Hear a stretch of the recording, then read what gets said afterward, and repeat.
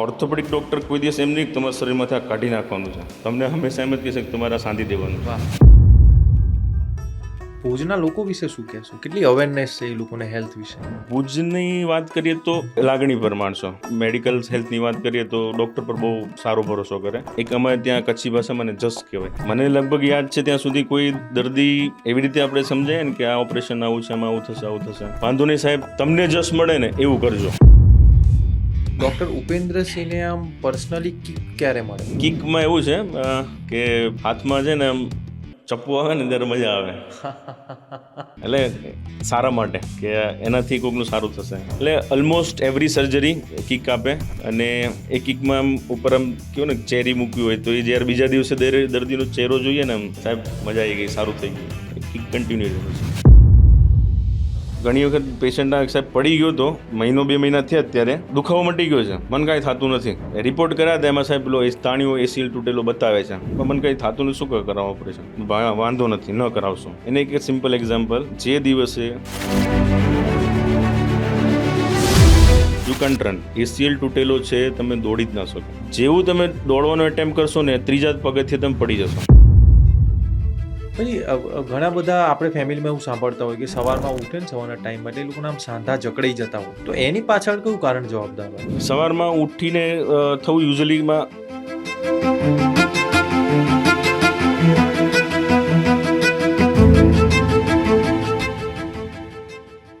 Hello everyone, welcome to Medwin. Today we have doctor Upendrasinh Vaghela, કે જેમની story ઘણી રસપ્રદ છે, મજા આવશે આજે જાણીને. જેમનો 15,000 કરતાં વધારે સર્જરીનો અનુભવ છે, કે જેઓ અત્યારે ગુજરાતના સૌથી મોટા આયુષ ગ્રુપ ઓફ હોસ્પિટલ્સના ભુજ યુનિટમાં જોઈન્ટ રિપ્લેસમેન્ટ અને આર્થ્રોસ્કોપિક ડિપાર્ટમેન્ટને લીડ કરી રહ્યા છે. સો ડૉક્ટર વેલકમ. થેન્ક યુ હાર્દિકભાઈ. દરેક ડૉક્ટરને મારો સૌથી પહેલો પ્રશ્ન એ જ હોય કે ઉપેન્દ્રસિંહ વાઘેલામાંથી ડૉક્ટર ઉપેન્દ્રસિંહ વાઘેલા, બરોબર? તો પહેલાં તો આ નિર્ણય કેમ લીધો ડૉક્ટર બનવાનો, અને જર્ની કેવી રહી? નિર્ણય તો એ છે એક પ્રોસેસ હતી, રિધમિક પ્રોસેસ કહી શકાય, કે એક ચેઇન રિએક્શન જે કહેવાય, કે એમ કહેવાય ને કે આમ આમ તિખારી લાગે ને તો ઓટોમેટિક વધવા લાગે જ રાખે, એમ ચેઇન રિએક્શન કહેવાય એક સારી ભાષામાં કહીએ તો. સોસાયટીમાં નાનો સ્કૂલમાં ભણતો ને 5મા ધોરણમાં, ખબર નહીં શું કારણ હશે શું નહીં, જે અમારા કરતાં થોડાક એક એજમાં મોટા હોય ને, જે થોડાક બદમાશ છોકરા હોય, બહુ સારું રાખતા. એ વખતે 5મા ધોરણમાં મને સર્જન બોલાવતા હતા. I don't know the reason, યાદ છે એટલે. But 10th vent well. Mummy પપ્પાની બી આશા હોય, દરેક માતા પિતાનો, કે મારું બાળક સારા એક ફિલ્ડમાં કામ કરે. અને પછી ઇન્ટરેસ્ટ આવ્યો, 11th સાયન્સ જોયું, પછી લાગ્યું કે હા ઇન્ટરેસ્ટિંગ ફિલ્ડ છે. એ વખતે મેથેમેટિક્સમાં ટપી નથી પડતી, આ મજા આવતી હતી. પેલું કહેવાય નાનો પેલો પાંદડાનો સેલનો સ્પીસીસ કાઢી માઇક્રોસ્કોપમાં જોવાનું, એમાં શું મૂવમેન્ટ થાય છે. એકમ લાઈવ જે કહેવાય ને, કુદરતે આપેલી જીવતી વસ્તુઓને નિખારવી, એને પારખવી, જાણવું, એમાં રસ જાગવા લાગ્યો. અને મહેનત કરી, 12thમાં સારા રેન્ક સિક્યોર થયો, અને ડૉક્ટરવાળી લાઈનમાં આવી ગયા. MBBS સુધી બરાબર હતું, બટ અંદરથી એમ હતું કે ના, એક સર્જન જે છે ને, એ નામ સર્જન આપણે ઇંગ્લિશમાં કહેવાય છે, પણ મને એવું લાગે છે કે ગુજરાતીને કદાચ મેચ કરીએ ને તો લગભગ એ સર્જન બંને સેમ જ છે. અને વાત કરું મારા ફિલ્ડની, ઓર્થોપેડિક્સમાં, તો ઓર્થોપેડિક્સ એ છે ને એક સાલ્વેજિંગ બ્રાન્ચ છે. તમે નોટિસ કરજો, કોઈ દિવસ તમે હાડકાના ડૉક્ટરનો અનુભવ હોય, તમને બધાને ખ્યાલ જ હોય, ઓર્થોપેડિક ડૉક્ટર કોઈ દિવસ એમ નહીં કે તમારા શરીરમાંથી આ કાઢી નાખવાનું છે. તમને હંમેશા એમ જ કહેશે કે તમારે શાંતિ દેવાનું છે. એક સાલ્વેજિંગ બ્રાન્ચ છે, એટલે એમાં વધારે ઇન્ટરેસ્ટ આવ્યો કે યાર આ તો બહુ મસ્ત છે, કોઈને કંઈ આપણે તૂટેલાને શાંતિ દેવું છે. એમ રિપ્લેસમેન્ટ છે, એમાં બી એમ કહેવાય ને કે જે નથી કરી શકતા એને કરાવી બતાવવું છે. એમ પણ એમ કહે ને હવે નથી થતું, ના તારાથી થશે. તો ઓર્થોપેડિક્સ, રિપ્લેસમેન્ટ, આર્થ્રોસ્કોપીના બધું ધીરે ધીરે ડૉક્ટરમાં રહ્યું તો ડૉક્ટર જ, પણ એને થોડું એડ કરતા ગયા. એટલે આ નાની રીતે કહું તમને, આ જર્ની ડૉક્ટરની આવી રીતે રહી, નામમાંથી ડૉક્ટર બન્યા. એટલે તમે બહુ મસ્ત વાત કરી કે ઓર્થોપેડિક આઈડિયલી તોડવાની ને જોડવાની વાત કરી. 100%. રાઈટ. મારે એ જાણવું છે કે MBBS થી, બરોબર, આયુષ એ આખી જર્ની કેવી રહી એ મને જણાવો. મેં તમને કીધું થોડુંક MBBS પછી તો પેલા કેવું થોડુંક હતું ફાઇનાન્શિયલી કે થોડુંક પગભર થઈએ, ઘરેથી દર મહિને રૂપિયા મંગાવવા કંટાળો આવે એમ કે હવે બસ હવે તો ડૉક્ટર બની ગયા એમ. એટલે ઘરવાળાની એવી એક્સપેક્ટેશન કે ભાઈ MBBS તો પતી ગયું, હવે તો અર્નિંગ ચાલુ થશે ને. ના, એમની બી અલગ હોય, જેમ જાણકાર બનતા જાય માતા પિતાને બી ખ્યાલ આવતો જાય, એમને બી ખબર પડે કે નહીં MBBS ને આગળ બી કંઈક આવે છે એમ. કરેક્ટ. તો એક વર્ષ તો બી મેં લાગ્યું કે ના થોડુંક કમાઈ લઈએ. એક અંદરથી બી એમ કે MBBS અને ઇન્ટર્નશિપ સુધીનો ફેઝ હતો ને 2,300 સ્ટાઇપન્ડ હતું 2013માં. 2,325માં તો શું કે 2,000 તો મેસનું બિલ આવતું, વધે કાંઈ નહીં. કોકની પાસે સિનિયર પાસેથી માંગવા પડે, આ બધું હાલતું. તેમ થાય થોડીક હજી લાઈફ હજી થોડીક રિલેક્સ અને લેવિશ થાય તો મજા આવે, થોડું કમાઈ લઈએ. પણ એ ફેઝમાં ગયા પછી એમ લાગ્યું કે ના અહીંયા આગળ હજી ફૂલ સ્ટોપ નથી લાગતો. મેં તમને કીધું ને પછી મેં એડ થતું ગયું એમ કે નહીં યાર આ નહીં, સર્જન એમાં પછી ઓર્થોપેડિક્સ એ કંઈક લગાવ લાગે છે એમ, કરવા જેવું છે. એટલે ઓર્થોપેડિક્સમાં આવ્યા.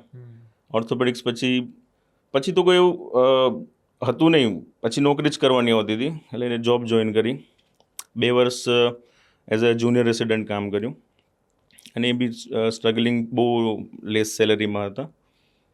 પછી આ જે જર્નીમાં જે ખર્ચો થયો, બરાબર છે, એક ઉંમર થઈ, થોડી ફેમિલીની જવાબદારીઓ આવી, એટલે રકમ હતી મોટી પહેલાં કરતાં, પણ નાની લાગવા લાગી એમ.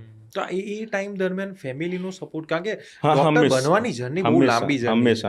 હંમેશા તમે માનો નહીં, આજની તારીખમાં સવારે હું આવ્યો છું ને ઘરેથી, મમ્મી વાપરવાના 500 રૂપિયા દીધા છે.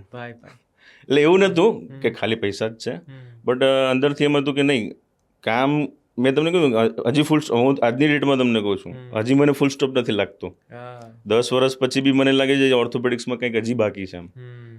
હજી રિસન્ટલી અમે રોબોટિક્સ સ્ટાર્ટ કર્યું છે. હવે મને ઈચ્છા છે કે હજી હું ઓગમેન્ટેડ રિયાલિટી એમાં જઈએ, એઆઈમાં જઈએ, હજી આર્થ્રોસ્કોપીમાં હજી એક્સપર્ટાઇઝ કરીએ. એટલે ઘણું બધું છે.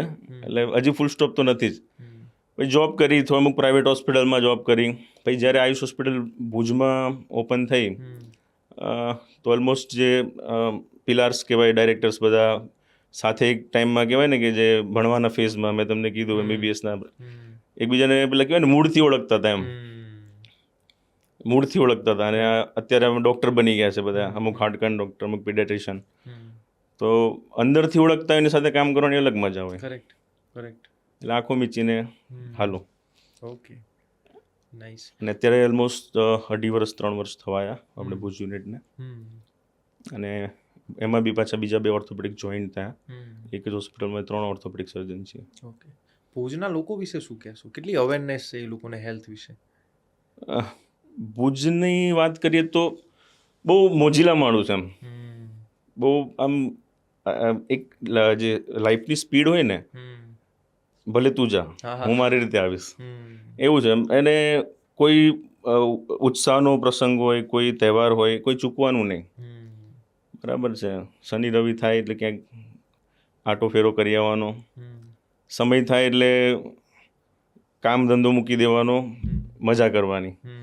અને લાગણી પર માણસો, કદાચ મેડિકલ હેલ્થની વાત કરીએ તો ડૉક્ટર પર બહુ સારો ભરોસો કરે. અને ત્યાં જ છે ને ડૉક્ટરને કામ કરવાની જગ્યા મળે, કોન્ફિડન્સ બી મળે, ડૉક્ટરને મળે.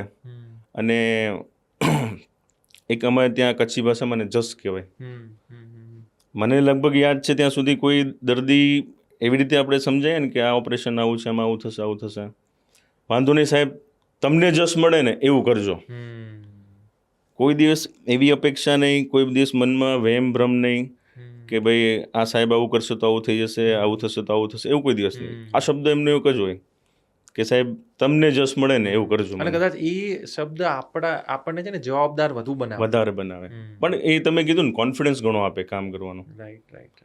આમ ઘણીવાર એમ અંદર એવું લાગે કે આ દર્દી આમ આપણો કોઈક ફેમિલીનું માણસ છે એમ, એના માટે કામ કરી રહ્યા છે. પછી સમય ના જોઈએ, પછી કોઈ પૈસા ના જોઈએ, કાંઈ ના જોઈએ. અને કદાચ એટલા માટે જે આપણે આ ભાવથી ટ્રીટ કરતા હોઈએ એટલે જ કદાચ 2.5 વર્ષમાં ભુજમાં અત્યારે આયુષનું જે ટ્રસ્ટ છે એ સારો એવો બિલ્ડ થઈ ગયો ત્યાં આગળ. 100%. હું એકચ્યુઅલીમાં કહું ને તો ઓર્થોપેડિક્સ તો છે, પણ અમારી ટીમ જે છે આખી બહુ સ્ટ્રોંગ છે, અને બધા કહેવાય છે કે એક ફેમિલી સાથે અમારા ડૉક્ટર્સ બધા કલીગ્સ બહુ એક સાથે એકબીજાના સારા નરસામાં. દર્દીની વાત કરીએ તો દર્દીમાં બી એવું છે, એમ કે એવું નહીં કે એકલો ડૉક્ટર એક જ દર્દી, ના. ઓપિનિયન્સ હોય, ગાઈડન્સ હોય, હંમેશા એકબીજાનું રહેતું હોય છે. તો લાઈક એ બોન્ડ જે છે ને એ પ્રાઇમ છે. અને બીજું કે આ દર્દીઓનો ભરોસો, કે આજે તો કેવું છે કે પ્રાઇમ બ્રાન્ચીસ ગણીએ, કાર્ડિયોલોજી છે, ન્યુરોસર્જરી છે, એમાં બી દર્દીઓ આજે એટલું ડૉક્ટર પર ભરોસો રાખીને અહીંયા સુધી લઈ આવ્યા છે અમને. એટલે બે વસ્તુ કહી શકાય, એક અમારું એક બોન્ડ અને એક અમારો દર્દીઓ જે અમને ભરોસો આપ્યો છે એ. ડૉક્ટર ઉપેન્દ્રસિંહને આમ પર્સનલી કિક ક્યારે મળે? કિકમાં એવું છે કે હાથમાં છે ને આમ ચપ્પુ આવે ને ત્યારે મજા આવે. એટલે સારા માટે, કે એનાથી કોઈકનું સારું થશે. એ ઓલમોસ્ટ આમ કોઈ બી સર્જરી હોય, એનો પ્રોસિજર 5 મિનિટની હોય, કે કોમ્પ્લેક્સ ટ્રોમા, કે જે અમે કોમ્પ્લેક્સ ટ્રોમા ઘણા એવા છે કે 6 થી 7 કલાક બી ચાલતા હોય, બરાબર છે, ખાધા પીધા વગર 7 થી 8 કલાક કન્ટિન્યુઅસ ઊભા જ રહેવાનું હોય.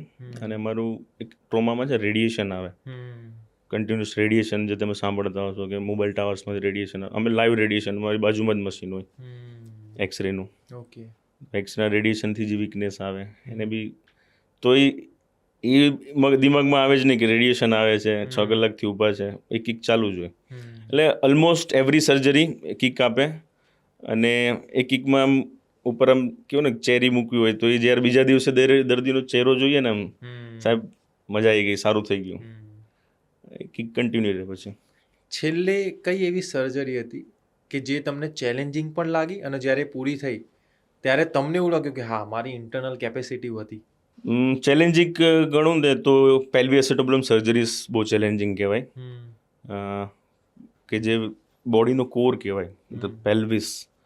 અમારા ડૉક્ટર મહેશ્વરપ્પા સર, હું જ્યારે પીજી હતો ને ત્યારે સર વોઝ ઓન એક્સટેન્શનમાં, લાઈક એમની એજ એ વખતે હતી 69, અને સ્ટીલ છોકરાઓને ભણાવતા હતા. તો એ કહેવાય ને that old age orthopaedic surgeon, એમ કે જે એક જૂનું, જ્યારે કહેવાય ને કે ઓર્થોપેડિક્સ ઇન્ડિયામાં જ્યારે ઇમર્જિંગ સ્ટાર્ટ થયું, પહેલાં એકચ્યુઅલી ઓર્થોપેડિક્સ સેપરેટ નહોતું, પહેલાં જનરલ સર્જરી સાથે મર્જ હતું. પછી એને જ્યારે સેપરેટ કરવામાં આવ્યું, orthopaedics is a different branch. તો એ ટાઈમના સર હતા. એમનું એક વાક્ય હતું એમ કે man comes from pelvis and goes from pelvis. તો એ એટલે સર્જનની લેંગ્વેજમાં કહેવાય કે જન્મનો દ્વાર બી એ છે અને મૃત્યુનો દ્વાર બી એ છે, અને એને કહેવાય પેલ્વિયોસેટાબુલમ. અને એની સર્જરીસ જે કહેવાય ને એ ચેલેન્જિંગ મને લાગે છે. અને આઈ થિંક કે જેટલા બી પ્રાઇમ સર્જન્સ બધા ઓલમોસ્ટ એગ્રી થતા જ હશે એની સાથે. અને ઘણી વખત પેશન્ટને બી, તમે કદાચ પેશન્ટ એક્સરે જોઈ જાય ને તો એમ થાય કે મારે આ આટલું બધું ભાંગી ગયું છે, આ કેવી રીતે ભેગું થશે? કેમ કે ક્રિટિકલ ઓર્ગન્સ હોય છે, ત્યાં વચ્ચે કામ કરવાનું હોય. ત્યાં પાછું કેવું છે, અમારા ઓલા ડ્રિલ મશીન આ તે લઈને જવાનું હોય, ખાલી એવું નથી કે 2 ટાંકા લઈને પાછું આવી જવાનું હોય. એમાં 30-40 હોલની પ્લેટ હોય, 20-25 સ્ક્રૂ નાખવાનો હોય. એટલે કહેવાય ને કે એક રિસ્કી ઇન્સ્ટ્રુમેન્ટ સાથે ત્યાં કામ કરવાનું હોય, અને ડ્યુરેશન બી લાંબો હોય એનો.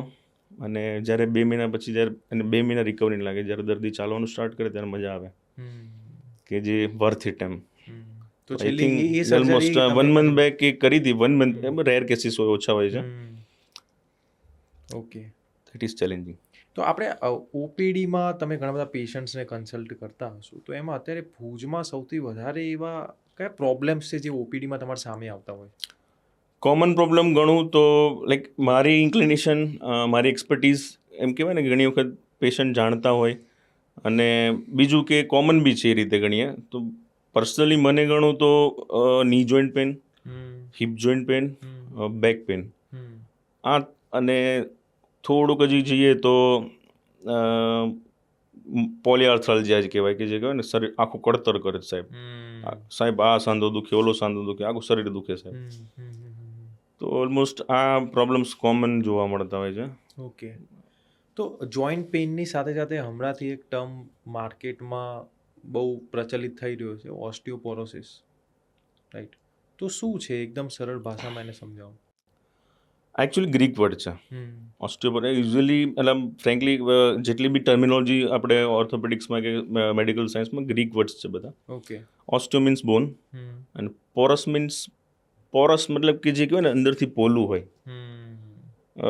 તમને એક સાદી ભાષામાં કહું ને તો એક કાર્ડ બોક્સ છે, એક બોક્સ છે આપણે ભરવાનું, સામાન ભરવાનું, એક પુઠ્ઠાનું બોક્સ આવી, એ બોક્સમાં તમે ઈંટ ભરી રાખી છે, એના પર તમે ઊભા થઈ જાઓ, બોક્સ તૂટશે નહીં. હવે બોક્સમાંથી ઈંટ કાઢી નાખો, હવે એના પર ઊભા રહો, બોક્સ બેસી જશે. રાઈટ.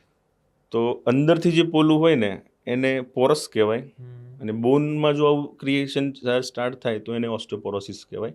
કે હાડકું બહારથી તો સરસ દેખાય છે, તમે જો એક્સરે કરાવો, સાહેબ હું ચાલું છું, બધું બરાબર છે, પણ મને દુખે છે. રીઝન એ છે કે અંદરથી પોલું છે. ઓકે. ઓકે. તો સામાન્ય દર્દીને એ કેવી રીતે ખબર પડશે કે એના હાડકા પોલા થઈ રહ્યા છે? એવું તો કોઈ ટેસ્ટ આવે છે? યુઝ્યુઅલી સિમ્ટોમેટિક હોય. સિમ્ટોમેટિકમાં એવું છે કે એમને માઇલ્ડ પેઇન થવાનો સ્ટાર્ટ થઈ જાય. જો જનરલાઇઝ હોય, એટલે આખા શરીરમાં જ્યારે ઓસ્ટિયોપોરોસિસ થાય ત્યારે એમને વીકનેસ લાગે, ડેલી રૂટીન એક્ટિવિટીઝ ના કરી શકે. બીજું એક એજ સાથે થવાનું હોય છે. અને ટેસ્ટની વાત કરીએ તો ઇન્ટરવલ્સ પર જે લોકો રિસ્ક પર હોય, કે જેમ કે ઓલ્ડ એજ પર્સન કોઈ બી લઈ લો, 60+, 45 પ્લસની ફિમેલ લઈ લો, અને એકદમ સિડેન્ટરી લાઈફસ્ટાઈલ, એમ કહેવાય ને કે ઓબેસ છે, કાંઈ નથી કરવાનું સાહેબ, મારો તો બેસવાનો ધંધો છે. આપણે એમ પૂછે ને કે તમને કાંઈ તકલીફ? સાહેબ મને કાંઈ તકલીફ નહીં, કાંઈ હેવી કામ ના, કાંઈ, સાહેબ આખો દિવસ બેસવાનો કામ છે, એમને તકલીફ શરૂ થાય, એને ઓસ્ટિયોપોરોસિસ થાય. Sedentary lifestyle. ઓકે. તમારા મસલ્સ કામ નથી કરતા, તમારા બોન કામ નથી કરતા, તો એ તમારું બોન સ્ટ્રેન્થ જ નહીં આપે તમને. તો ટેસ્ટ કરાવવો હોય તો આ કેટેગરીઝ, મતલબ આ મેં તમને જે કીધા એજ ગ્રુપ છે, એ લોકોએ કરાવવા જોઈએ. કોમન ટેસ્ટ છે બોન ડેન્સિટોમેટ્રી ટેસ્ટ કહેવાય છે. ઓકે. શરીરનું સૌથી પોલું હાડકું ગણીએ ને તો આપણી પગની પેની. ઓકે. છે આવડું મોટું, અંદરથી સાવ પોલું છે, એટલે કેલ્કેનિયમ કહેવાય એને. જે આપણી નીચે જે ગાદીનો ભાગ હોય, તો એને મશીનમાં મૂકતા હોય છે. એક નાનું મશીન આ બોન ડેન્સિટોમેટ્રી, BMD ટેસ્ટ કહેવાય છે ને, બોન મિનરલ ડેન્સિટી ટેસ્ટ કહેવાય એને. એમાં ઓસ્ટોપીનિયા અને ઓસ્ટોપોરોસિસના સ્કેલિંગ હોય છે, બરાબર છે. બસ સિમ્પલ જ છે, મશીનમાં પોતે જ રિપોર્ટ જનરેટ કરી અને વેલ્યુ લખી અને સ્કોર આપી દે. ગ્રીન હોય તો બરાબર છે, ઓરેન્જ હોય તો તમે થોડાક રિસ્ક પર છો, અને રેડ હોય તો તમને ઓસ્ટોપોરોસિસ ડેવલપ થઈ ગયું છે. ઓકે. તો મતલબ માની લો કે ડેવલપ થઈ ગયું છે ઓસ્ટિયોપોરોસિસ, રાઈટ? તો હવે એને રિકવર કરવાના રસ્તા કયા કયા હોય? રિકવર કરવું હોય તો પહેલું તો છે, સાદી ભાષામાં કહું અને સમજવું હોય તો, કે બોન છે ને એક બહુ ડાયનામિક, આમ કહેવાય ને કે બહુ કુદરતે બનાવ્યું છે ને, કેવી રીતે ખબર, એને તોડફોડનું કામ કીધું છે હાડકાને. હાડકામાં બે ટાઈપના સેલ્સ મતલબ બોડીમાં હોય છે. બે એમ કહેવાય ને, એક ચોર છે ને એક પોલીસ છે એમ. ઓકે. ચોર શું કરે છે? હાડકું તોડે છે. પોલીસ હાડકું બનાવે છે. ઓસ્ટિયોક્લાસ્ટ એટલે તોડે છે, અને બનાવે છે, અને ઓસ્ટિયોબ્લાસ્ટ એટલે તોડે છે. આ બે છે, બે વચ્ચે રેસ હોય ઘોડા જેવી. જ્યારે નાના બાળક હોય ને ત્યારે કેવું છે, બનાવવાળું હાડકું એનો ઘોડો જે આગળ દોડતો હોય, બાળકનો વિકાસ થાય સરસ. આમ તમે જો નાનું ટેણિયું વર્ષ પછી આવે ને તો ઘણું મોટું થઈ જાય. પછી એક યંગ એજ આવે તમારી, મિડલ એજ, ત્યારે કેવું છે, ઇક્વલ રેસ ચાલતો હોય. અને જરૂરી છે કે મેન્ટેન કરવા માટે. ખાલી બનતું રહેશે તો બી પ્રોબ્લેમ છે. એટલે બંનેને મેનેજ કરવું, મેન્ટેન કરવું જરૂરી છે. પણ એક ઓસ્ટિયોપોરોસિસમાં કેવું થાય છે કે કોઈ બી એજ હોય, કોઈ બી પીરિયડ હોય, બાળકોને બી થતું ઓસ્ટિયોપોરોસિસ એકચ્યુઅલીમાં. એને કહેવાય ડિસ્યુઝ એટ્રોફી. ઘણા બાળકોને કેવું છે, કોઈ એવી બીમારી હોય, ગંભીર બીમારી, કે હાલી ચાલી ન શકતા હોય, તો એનું મૂવમેન્ટ નથી થતી પગની, એને ડિસ્યુઝ કહેવાય, વાપરતા નથી. એ લોકોને બી ઓસ્ટિયોપોરોસિસ ડેવલપ થઈ શકે. તો આવા જે પેશન્ટ્સ મેં તમને કીધા કે નથી એટલું હલનચલન, એક એજ ગ્રુપ છે, મેનોપોઝ એટલે કે પીરિયડ્સ બંધ થઈ, માસિક બંધ થઈ ગયા છે, 60+ ઓલ્ડ એજ પર્સન્સ છે, એમાં છે ને ઓલો જે ચોરવાળો ઘોડો છે ને આગળ દોડે છે, તોડ જ કરે છે, એટલે એને અંદરથી પોલું કરી નાખે છે. ઓકે. તો આ મેનોપોઝમાં, જ્યારે સ્ત્રીમાં મેનોપોઝ ચાલુ થાય, તો ત્યારે અચાનક જ આમ બોડીમાં કેલ્શિયમ ઓછું થઈ જવા પાછળનું કારણ શું હોય? એકચ્યુઅલી મેનોપોઝનું રીઝન એવું છે, મેનોપોઝ એક હોર્મોન સાયકલ પર કામ કરતું હોય. એમાં એક હોર્મોન છે ઇસ્ટ્રોજન કહેવાય એને. ઓલમોસ્ટ લેમેનમાં અત્યારે બધાને ખ્યાલ હોય અને જેટલા યંગ ફિમેલ્સ બધાને ખ્યાલ હોય છે એસ્ટ્રોજન શું છે. તો ઇસ્ટ્રોજનનું કામ શું છે, એ બેલેન્સનું કામ કરે છે. આજે બે ઘોડા મેં તમને કીધા ને, ઓસ્ટોક્લાસ્ટ ને બ્લાસ્ટના, એમાં કયો ઘોડો આગળ દોડાવો કયો પાછળ દોડાવો, ઇસ્ટ્રોજન ઘણું મેન્ટેન કરે છે. ઓકે. પણ કેવું થાય, મેનોપોઝ આવે ને પછી ઇસ્ટ્રોજનનું લેવલ સડન ડ્રોપ થવા લાગે. ઓકે. હવે ઇસ્ટ્રોજન જે છે, જે લગામ લગાવીને બેઠું હતું, એ લગામ ગતી રહી. અને હવે જો દર્દી ધ્યાન નહીં દે મતલબ ડાયટરી લાઈફસ્ટાઈલ સારી નથી, બરાબર છે, હલનચલનની પ્રક્રિયા નથી કરતી, તો એટલે ચોરવાળો ઘોડો છે, તોડે છે હાડકું, એ આગળ દોડશે અને તમારું હાડકું કમજોર કરી નાખશે. ઓકે. ઓકે. આપણે અત્યારના ટાઈમમાં મહિલાઓ ઘણીવાર હાઈ હીલ્સ વાળા શૂઝ યા તો પછી ફ્લેટ પહેરતા હોય ચપ્પલ, તો એનાથી શું ઘૂંટણ યા કમર એની હેલ્થ ઉપર કોઈ ઇમ્પેક્ટ આવતી હોય ડાયરેક્ટ ઇનડાયરેક્ટ? હું તમને એમ ડાયરેક્ટલી કહીશ કે હાઈ હીલ્સમાં આવું થાય તો પહેલાં જેમને પહેરવા હશે, કોન્ટ્રાવર્સી થઈ જશે. હા, મારા પર કે સાહેબ તમે એમ કીધું કે ઘરેથી હિલ્સ નથી પહેરતા. એકચ્યુઅલી એવું નથી હોતું. હાઈ હિલ્સ પહેરી શકાય, બરાબર છે, ઇટ્સ એ પર્સનલ ચોઇસ છે દરેક માણસની. બટ હાઈ હિલ્સ પહેરવા માટે શું હોવું, એકચ્યુઅલી કેવું છે, તમે લાયા બજારમાંથી, મારી બેનપણી લાવીને હું પહેરલું, એમ ના હોય. હાઈ હિલ્સ એક બહુ બેલેન્સ એક્ટનું કામ કરે છે. એના માટે તમારા પ્લાન્ટર ફેશિયા, જે ફૂટ છે ને, તમારો પગ છે ને કોઈ દિવસ સીધો ના હોય, રાઈટ, એક આર્ચ બનાવે છે. કરેક્ટ. એને ફૂટ આર્ચ કહેવાય. 2 કોલમ હોય, અંદરની ને બહારની. એ આર્ચ એક છે ઇમ્પોર્ટન્ટ. અને બીજું છે તમારી આ પાછળનો ગેસ્ટ્રોક્નિમિયસ, એટલે આ કાફનો મસલ, જે પાછળનો કહેવાય કે ગોટલા ચડી જાય છે, રાઈટ. એ કાફ મસલ. એને એક સિટી બેન્ડ પ્રિન્સિપલ કહેવાય. એ શું છે, બેનું બેલેન્સિંગ એક્ટ કરે છે. આર્ચને મેન્ટેન કરી છે અને ઓલો જે ઉપરવાળો કાફ મસલ જે કહેવાય પાછળનું ગોટલાના મસલ, એ બેનું બેલેન્સ રાખવાનું. જો સરખું બેલેન્સ રહે તો હાઈ હીલ્સ તમને કોઈ દિવસ પ્રોબ્લેમ ના આપે. પણ ઘણા કેવું છે કે તમારા કાફ મસલ કમજોર છે, બરાબર છે, તમને ફ્લેટ ફૂટ છે, કે ઘણાના છે ને જન્મથી પગ સીધા હોય. હવે એ કન્ડિશનમાં તમારો મસલ કમજોર છે અને તમારો આર્ચ બી સારી નથી અને તમે હાઈ હીલ્સ પહેરો છો તો એ તમને પેન આપશે. ઓકે. સો એના માટે હાઈ હીલ્સ પહેરવા માટે યુ નીડ ટુ હેવ, મતલબ તમારો કાફ મસલ સ્ટ્રોંગ હોવા જરૂરી છે. એટલે તમારું એક આર્ક પણ હોવું જોઈએ. આર્ચ બી ઇમ્પોર્ટન્ટ છે. ઓકે. તો આ ખોટા ફૂટવેર કે પોસ્ચરના લીધે રાત્રે સૂતી વખતે આમ અચાનક નસો ચડી જતી હોય છે રાતના ટાઈમમાં, રાઈટ? તો એ શું ખાલી પાણીની કમી એના લીધે હોય છે કે વિટામિન લોસ પણ હોઈ શકે? એ યુઝ્યુઅલી છે ને જે લોકો આખો દિવસ વધારે કામ કરતા હોય, સતત ઊભું રહેવાની એક્ટિવિટી હોય, એ લોકોને જોવા મળતું હોય. અને ખાસ કરતાં વધારે છે ને થોડુંક ફિમેલમાં વધારે હોય, એટલે મહિલાઓમાં. અને એ બી એમના જે માસિકનો સમય હોય ત્યારે, કેમ કે એ વખતે ઓલરેડી થોડા પોતે સ્ટ્રેનમાં હોય, લોહીનો બગાડ બી એટલો થયો હોય, શરીર ઓલરેડી કમજોર હોય, અને એ ટાઈમમાં જો હેવી એક્ટિવિટી થાય ત્યારે મસલ છે ને થાકી જાય. એને અમારી ભાષામાં કહેવાય નોક્ચરલ ક્રેમ્સ. નોક્ચરલ મતલબ રાત, ક્રેમ મતલબ સાદી ભાષામાં સ્નાયુ ખેંચે. જ્યારે એના રેસ્ટિંગ મોડમાં જાય ને ત્યારે તમને દુખાવો આપે. એટલે એનું મેઇન રીઝન પાણીનું તમે કીધું. એકચ્યુઅલી પાણી શું છે, અત્યારે બધા સાંભળ્યું મિનરલ વોટર છે, આ વોટર છે, પણ બેઝિક સાદું પાણી છે, એમાં બી જે અમુક પોષક તત્વો હોવાના જ છે. એનું પાછળનું સાયન્સ એવું કહે છે કે મસલ કોન્ટ્રાક્શન, સ્નાયુઓને લાંબા ટૂંકા થવા માટે એક કેલ્શિયમ જે હોય, કેલ્શિયમ એની જરૂર પડે. હવે કેલ્શિયમનો એન્ટાગોનિસ્ટ જે છે એ મેગ્નેશિયમ છે, બરાબર છે. મેગ્નેશિયમ શું છે, એ દરવાજાની ચાવી છે. એ જો દરવાજો ખોલશે તો ઓલું કેલ્શિયમ છે ને સ્નાયુને લાંબો ટૂંકો કરશે. બરોબર. હવે તમારામાં જો મેગ્નેશિયમનું પ્રમાણ ઓછું થશે, એ પાણીમાંથી જ મળવાનું હોય. યુઝ્યુઅલી સમર સિઝન્સ છે, એમાં પાણીનું પ્રમાણ ઓછું થાય ત્યારે આપણને આ ફેસ કરવું મળે. અને ઘણા ડાયટરી સોર્સિસ બી છે, એટલે ખાવાના વસ્તુઓ છે કે જેમાં મેગ્નેશિયમ સારું હોય, એ આપણું હોય જ નહીં. ઘણા તમે, હું તો દૂધ પીતો જ નથી, મને કેળા જરાય ના ભાવે, નારિયેળ પાણી પીવાતું હોય કંઈ. ઘણા હોય ડાયટરી હેબિટ્સ એવી હોય, તો એ લોકોને મેગ્નેશિયમ ડાઉન થતું હોય, પાણીનું પ્રમાણ ઓછું હોય, ત્યારે આ મેગ્નેશિયમ ના હોય, એટલે કેલ્શિયમ બેઠું હોય, ભલે સ્નાયુને જે થવું હોય થાય. રાઈટ. એ દરવાજો જ નહીં ખુલે, મેગ્નેશિયમ નહીં હોય. યસ. તો એનું સાયન્સ આ છે. એટલે પાણીનું પ્રમાણ હોવું જરૂરી છે. ઘણી જગ્યાએ રીજન વાઇઝ હોય છે, જેમ કે યુઝ્યુઅલી સોલ્ટ બેલ્ટ, જેમ કે તમે કીધું કચ્છ સોલ્ટ બેલ્ટ છે, સૌરાષ્ટ્રનો જે સોલ્ટ બેલ્ટ છે. સોલ્ટ બેલ્ટમાં કેવું હોય છે કે થોડુંક ક્ષારનું પ્રમાણ વધારે હોય છે, TDS હેવી હોય છે, તો એમાં મેગ્નેશિયમ ઘણી વખત ડાઉનગ્રેડ જોવા મળે. તો તો એ નોર્મલ પાણીમાં જે કે બોરનું પાણી પીવે છે અમુક જણા. એના લીધે પણ હાડકાના પ્રોબ્લેમ થઈ શકે. ના મસલની વાત કરું મસલ, તમને. ઓકે. મેગ્નેશિયમની જે ઉણપ જે કહેવાય ઓછું પડે એ આવી શકે. ઓકે. તો એના માટે તમે મિનરલ વોટર છે કે પછી જેમાં મેગ્નેશિયમ આવતું હતું પાણી, કે પછી ડાયટરી ચેન્જ બી કરી શકાય. દૂધમાં સારું મળે, કેળા ઇઝ અ રીચ સોર્સ, બરાબર છે, નારિયેળ પાણી બી સારો સોર્સ છે. તો આ થોડા નાના મોટા ચેન્જીસ કરીએ તો તમને શરીરને જેટલું જોઈએ એટલું મળી જાય. ઓકે. તો ક્રેમ્પ્સ બચી શકાય.